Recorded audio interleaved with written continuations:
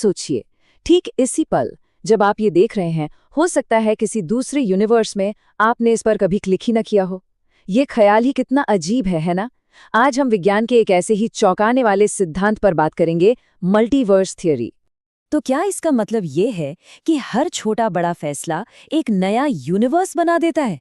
मतलब सुबह कॉफी पीने या ना पीने का फैसला क्या सच में दो अलग-अलग हकीकतें बना सकता है?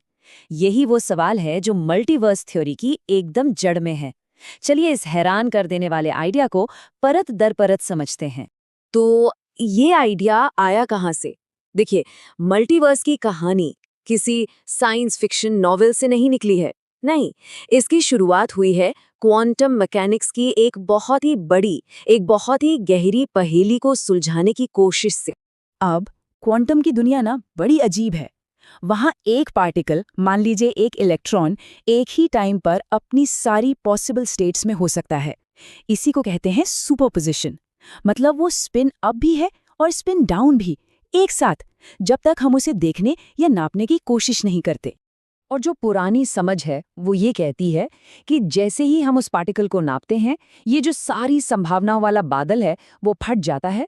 पार्टिकल को मजबूर होकर कोई एक स्टेट चुननी पड़ती है और बाकी सारी संभावनाएं पफ, हमेशा के लिए गायब। इसी मिस्टीरियस प्रोसेस को कहते हैं वेव फंक्शन कोलैप्स। पर कई साइंटिस्ट के लिए ना ये जवाब कुछ अधूरा सा था। उन्होंने सोचा, क्या हो अगर ये कोलैप्स होता ही ना हो? और बस यहीं पर कहानी में आता है एक जबरदस्त ट्विस्ट। 1950s में एक फिजिसिस्ट थे, ह्यू एवरेट थर्ड। उन्होंने एक बहुत ही हिम्मत वाला, एक बोल्ड आइडिया सामने रखा।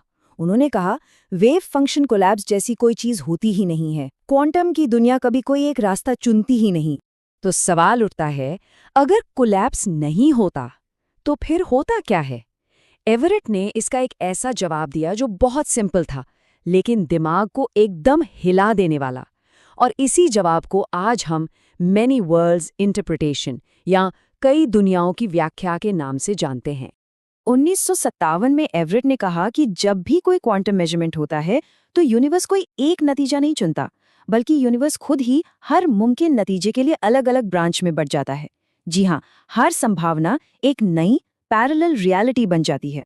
इसे समझने के लिए चलिए श्रोडिंगर की बिल्ली वाले फेमस थॉट एक्सपेरिमेंट को याद करते हैं। तो मैनी वर्ल्ड्स के हिसाब से बॉक्स के अंदर बिल्ली एक ही साथ जिंदा और मरी हुई नहीं है, बल्कि जैसे ही वो क्वांटम इवेंट होता है, यूनिवर्स ही दो हिस्सों में बट जाता है। एक जिसमें बिल्ली जिंदा है और दूसरा जिसमें वो मर चुकी है। और कमाल की बात यह है कि दोनों ही हकीकतें उतनी ही असली हैं। तो सबसे जरूरी बात क्या है? वो ये कि हर मुमकिन क्वांटम नतीजा असली होता है, वो कहीं गायब नहीं होता। वो बस एक अलग पैरेलल यूनिवर्स में घट जाता है। इसका मतलब ये हुआ कि हमारी हकीकत एक सीधी लकीर नहीं है, बल्कि एक पेड़ की तरह है जिसकी अनगिनत शाखाएं हर पल, हर लम्हे फूट रही हैं। अच्छा, तो अगर हर पॉसिबिलिटी एक नई दुनिया बना रही है, तो इसका असल में मतलब क्या है?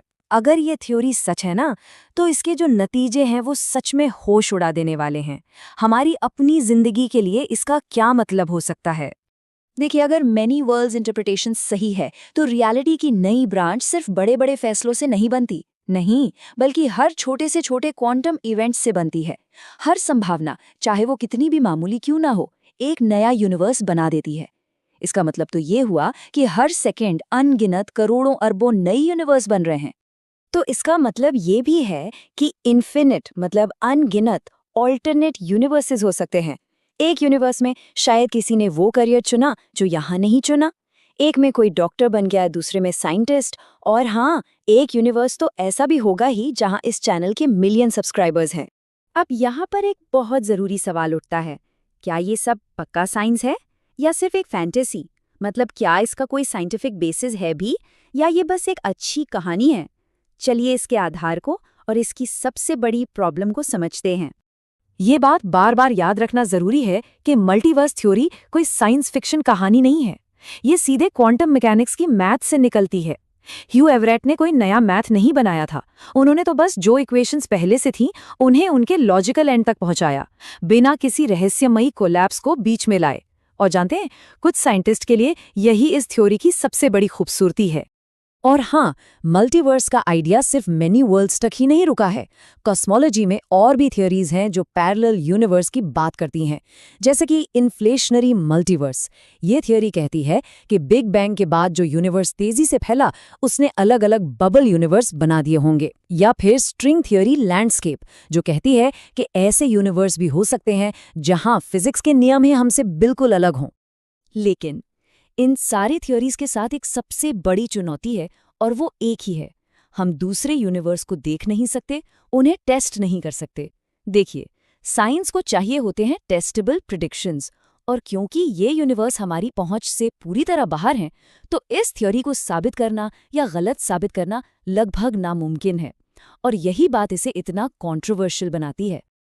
अब आते हैं सबसे गहरे, सबसे फिलॉसफिकल सवाल पर। अगर ये सब सच है, तो हमारी अपनी रियलिटी की समझ के लिए इसका क्या मतलब है? जरा सोचिए, अगर हर संभावना सच हो जाती है, तो फिर फ्री विल या चुनाव के कॉन्सेप्ट का क्या होगा?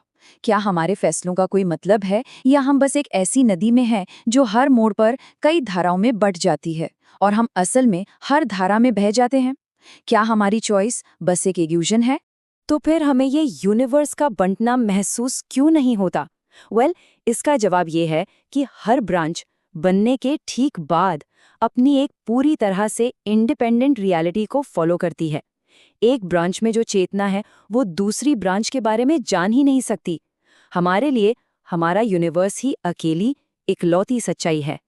और यहाँ एक और भी गहरा साइंटिफिक सवाल है। क्या पैरेलल यूनिवर्स और क्वांटम दुनिया की एक और मिस्ट्री, जिसे क्वांटम एंटेंगलमेंट कहते हैं, उसके बीच कोई कनेक्शन हो सकता है? एंटेंगलमेंट वो अजीब सा कनेक्शन है जहां दो पार्टिकल्स, चाहे कितनी भी दूर क्यों ना हो, एक दूसरे से इंस्टेंटली जुड़े रहते हैं। कुछ साइंटिस्ट इस पॉसिबिलिटी पर भी विचार कर रहे हैं। और आखिर में हम आपको इस एक सवाल के साथ छोड़कर जा रहे हैं। अगर मल्टीवर्स सच में है, अगर सच में हमारी अनगिनत कॉपीज हैं जो अलग अलग जिंदगी जी रही हैं, तो क्या ये मुमकिन है कि हम कभी अपने ऑल्टरनेट वर्जन से मिल पाएं?